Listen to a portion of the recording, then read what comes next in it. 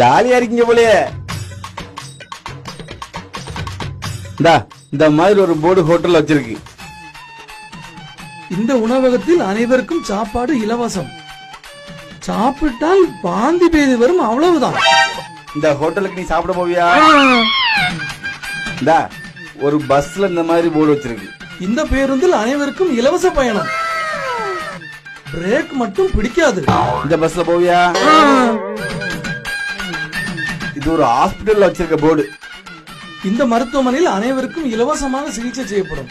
உயிருக்கு மட்டும் உத்தரவாதம் கிடையாது. இந்த ஹாஸ்பிடலுக்கு போவியா? இதப்படி அது நாட்டுக்கு வீட்டுக்கு உயிருக்கு கேடு. பின்ன என்ன மண்ணாங்கட்டிக்கு இதை குடிக்கிற?